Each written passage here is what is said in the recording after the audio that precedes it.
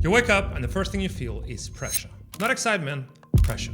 You know that today needs to be different. You know what's on the list you've known for a week. But then you sit down, you open the laptop, and then you force yourself to go through your to-do list, but it feels like swimming through wet concrete. By noon, you've answered all emails, handled all fires, but the important stuff is yet to be started. And by 6 p.m., you're just exhausted and nothing really moved. Then you look at someone in your space, another entrepreneur, same market, same resources, same hours, and they seem fine. They make even everything easy.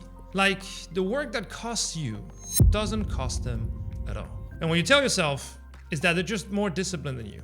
But that story is wrong. And it's exactly why you're stuck. Because discipline is not freedom. Discipline is not a virtue. Discipline is a tax. A tax you pay because your brain is mismatched with the task you're trying to do. It is a task that burns your energy, overriding your own resistance. And the founders you admire, they're not paying that task. It's because they have eliminated the resistance itself. And you've been getting better at pushing through resistance every single day. But that is why you resent your work. That is why your to-do list never gets fully accomplished. Because everything depends on your willpower, on you forcing it, on you pushing. But them, they've been pulled forward. They've removed every tiny ounce of friction. So they're playing a completely different game. Because discipline is not the goal. You don't want to David Goggins your way through life. Discipline is a symptom of a problem that can actually be solved. And it all starts by understanding how your brain works. Your brain has two modes when it encounters a task. Threat mode, which is when the task triggers your amygdala, your cortisol. Your body reads that as danger, as potential failure or rejection or just wasted effort. And that's when you procrastinate. That's when you avoid what you need to do.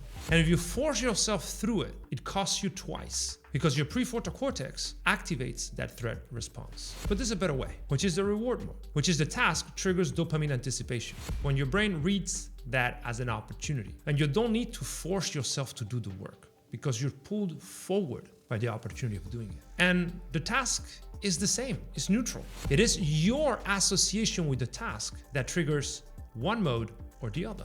And the founders you admire, they've just learned to associate it with a reward instead of a threat. They've trained their brain to see their work as the ultimate source of fun. And if you have to force yourself, you're training your brain to resent the work.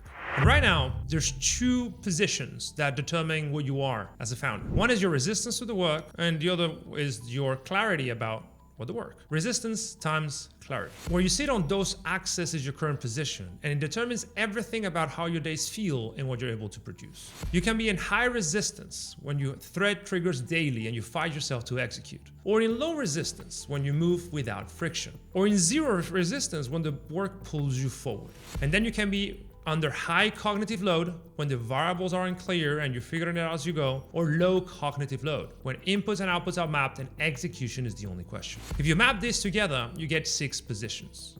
Let's name them fast and then focus on the one that matters. The first is suffering. High load, high resistance. You don't understand what you're doing and you find yourself doing the work. Then you have competence. High load, low resistance. You execute willingly because the system is still complex. Then you have mastery. High cognitive load, zero resistance. You love complexity, you're good at this. That's the thing that makes you unique, your zone of competence. Then we have the grind. Low load, high resistance. You know exactly what to do, but you still resist it. You have the efficiency zone. Low load, low resistance. And then finally, freedom. Low load, zero resistance. Systems clear, resistance is gone, your execution is poor choice. And most founders live their lives in grind or suffering. When you're in grind, the system is clear, but you resist what needs to happen. And every day is a fight. It feels like a discipline problem, but it is really a nervous system problem. Or suffering, when you don't know what you need to be doing, and resistance is sky high, or both at once. And this is when burnout typically lives. Now ask yourself, when was the last time when work felt genuinely easy? When you lost track of time? When you didn't need to force yourself to do the thing? Every founder knows what is the thing that lights them up. And when that happens, that's not luck. That's not because you tap into a better version of yourself. It's because your brain was anticipating a reward from doing that work. And your goal is to make that association permanent, intentional. And for that, we have two moves in a very specific order. Move 1 is to map the task. Design the system. This is what everybody has told you. You need systems. Build the SOP, write the process, map the inputs, the steps, the outputs. This is what people tell you. But mapping is absolutely necessary. If you know what you have to do, it is much easier to do it. But it is not sufficient because your brain still needs to cooperate. It still needs to feel safe to do it. Because if you don't do this, your resistance is going to be right there staring at you, even if the system you need to do is very clear. Then you move to move number 2, rewire the association. This is what almost nobody does, but we at Selfmastered, we train folks to do this consistently. This is a thing that you didn't know existed, but it's going to make you successful. The better you learn to love the things you are now resisting, the faster you'll succeed. Because the day is full of friction. There's no way that you can scale your business on easy mode. You must scale it by learning to do the thing you don't like to. For instance, nobody likes to do outreach, and you may have the perfect mapping, the perfect sequence, the templates, the targets, the perfect list, everything is perfect, but you still resist starting every single day. This is how you rewire it. The first step is to name exactly what you're feeling when you're trying to do the thing. If you say it out loud, it literally has an effect on you disassociating from that emotional response. Then you're ready for step number 2, which is shift your state. I like to do this through breath work. And my preferred method of breath work is box breathing, which is 4 in, hold 4, 4 out, and then you hold again for 4. And you do that 10 to 12 times and you fully reset your nervous system. The goal is to get to neutral because you can rewire from an activated state. And finally, and this is very important, you cognitively reframe the task. You're not doing outreach. You're literally offering people the opportunity to change their lives through what you are doing. You are changing the meaning of the task. And this is what teaches your brain a new way of looking at the task so that it not only does not drain you, but instead you start seeking to do it. You start learning to love it. And this is how I've taught myself to speak in English, how I went from architect to private equity to venture capital and now to entrepreneur, all that career in less than 10 years. Because I consistently learned to love the things that I had no idea how to do until it became who I am. But the goal is to rewire how you do it, because that's when you become effective.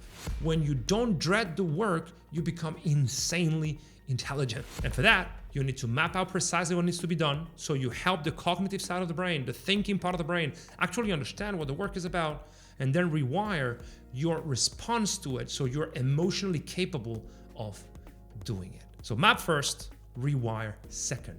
That's the complete sequence. Think about when was the last time you finished a day feeling genuinely proud. Not relieved it was over, not exhausted from the fight, but actually proud, like fulfilled. Like you gave everything you had and it was actually enough. You made progress. For pretty much every founder we start working with, that memory is distant, like months ago, or sometimes years ago. Not because they got worse, no. It's because they accumulated so much resistance that they eventually hit a biological ceiling. Even if they know what they need to do, they can't consistently do it. And that is not a character flaw. This is literally how the brain works. And the solution is to address that at the root. Because knowing what to do is only half the battle. The most important thing is actually doing it.